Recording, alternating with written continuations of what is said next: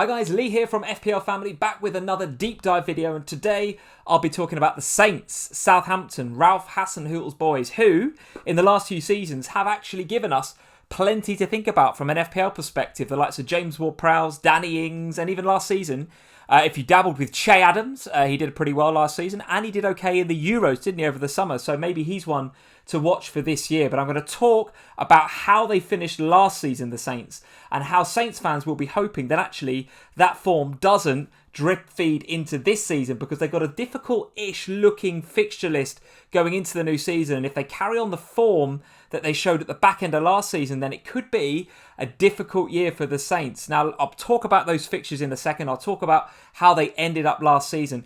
At time of recording, there are a couple of key players which may or may not be leaving Saints. There's Yannick Vestergaard and Danny Ings, both in the final year of their contract with Southampton right now. Looking for summer moves, both of them. Danny Ings in particular, maybe certainly being courted by Spurs in case Harry Kane should move elsewhere. Danny Ings absolutely on Nuno Espirito Santo's radar coming into the new season. But right now, both of those guys are Saints players, so we're going to look at them as if they are Saints players. But take it with a pinch of salt in case they move, guys. 19 days until the start of the new season, so who knows where these guys might end up. But let's talk and start with the run that they had, Saints, at the back end of last season, which frankly was pretty terrible. 4th of January 2021 is absolutely a date that is etched in my mind as a Liverpool fan, because that's the day which Liverpool went to Southampton. Southampton had an early set piece. I think Trent made a mistake. Was it Danny Ings that scored? I think it was. Got the goal, and Liverpool just really weren't at the races that game at all. And it was during that period of the season where Liverpool had a lot of really bad results. But Saints, fair play to them, held on for the 1-0. And actually could have been more were it not for the Liverpool goalkeeper. Famously, that was the game where Hasenhüttl was on his knees at the end of the game, and he was, pitch side, sort of very emotional, very tearful about his side's performance there.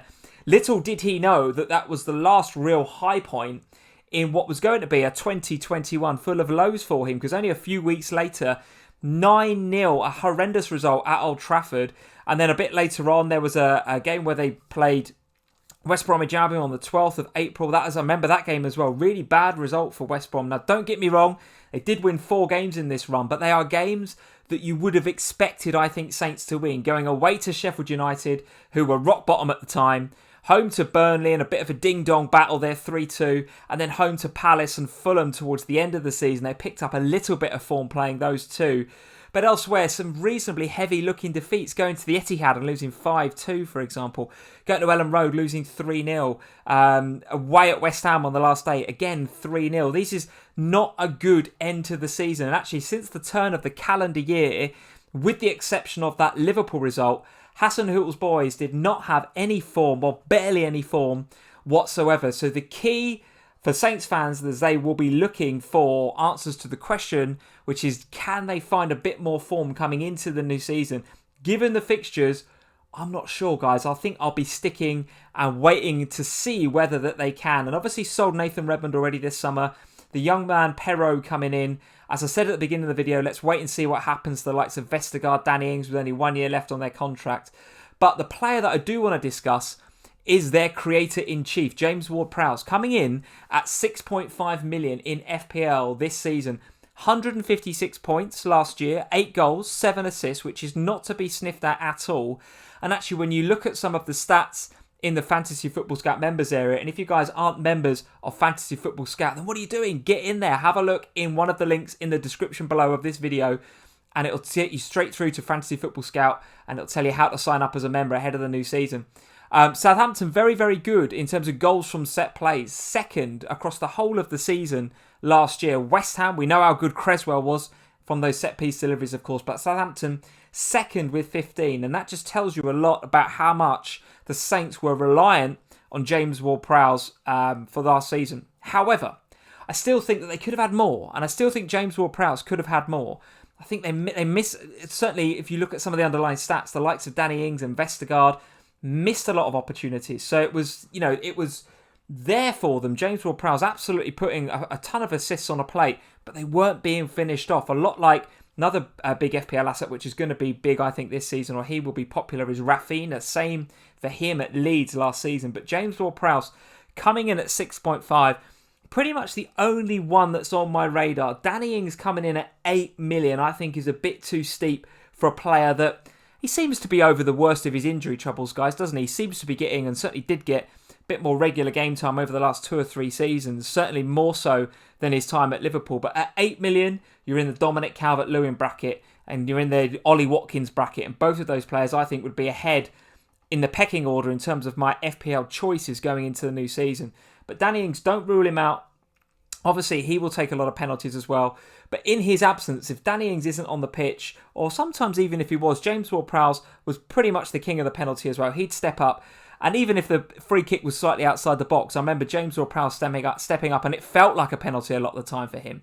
Those direct free kicks that are just in and around the edge of the penalty area, he's the absolute master at them, and you know that he's got a really good chance of banging it in the top corner. So at 6.5, I think he's worthy of our attention going into the new season. Let's have a look at some of the other assets, and like I mentioned before, their run going into the new season, going away to Everton, home to Manchester United, then it starts to look a little bit better with Newcastle, West Ham and Wolves.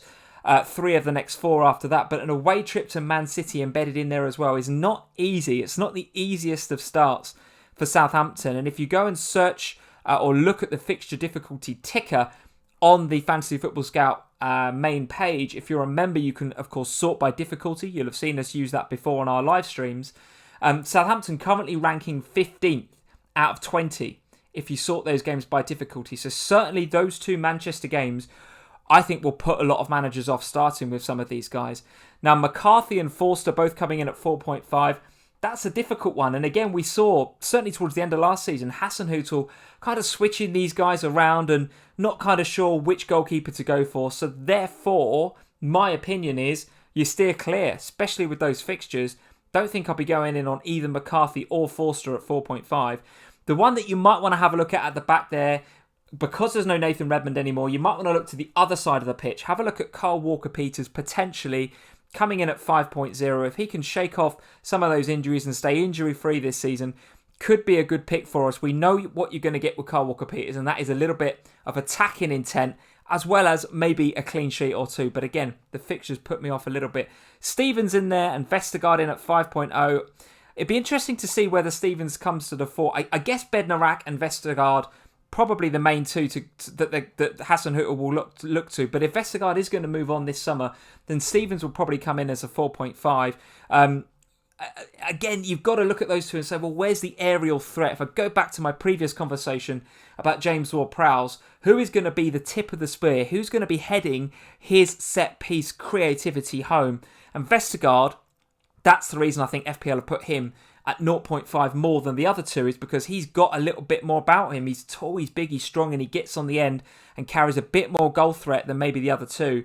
But Bednarek, I think if Vestergaard goes, he and Stevens could be okay at 4.5. Elsewhere, there's James Ward-Prowse with 156 points from last season. Elsewhere in the midfield, I really don't see it, guys. I like Teller. Teller is a really nice player. Very young player, of course, and showed us quite a lot last season. But at 5.0, I don't think he's going to register on too many FPL radars. It's a bit of a wait and see for me. Then if you look up front, Che Adams, again, in Ings' absence last season, came in and did very, very well. At 7 million, you're going to be talking in the same breath as Ivan Toney. Maybe if you can find 0.5 more to go to Ollie Watkins, he would be my preference over Adams. And again, Danny Ings at 8.0. Feels like a bit of a gamble, guys, doesn't it? Feels like a gamble compared to the likes of Dominic Calvert-Lewin. And I appreciate, if you go back and look at our Everton video, Rafa's got to get off to a good start there. Could play a slightly different, slightly more defensive, maybe looking Everton side we might see coming into the new season. And of course, Rafa has to really tighten them up, particularly at Goodison Park. So might that affect Dominic Calvert-Lewin? You can go and watch what I think about Dominic Calvert-Lewin back in my Everton video from a couple of weeks ago.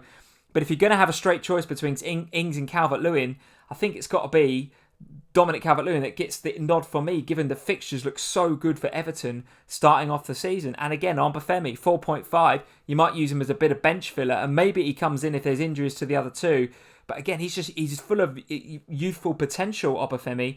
But does he get a start in that Southampton side? Possibly not. Let's have a look at pre-season to see whether he's used at all in any of the pre-season games coming into the new season. So listen, guys, all in all, Southampton, I think, are going to be difficult to start with any of their assets going into the new season.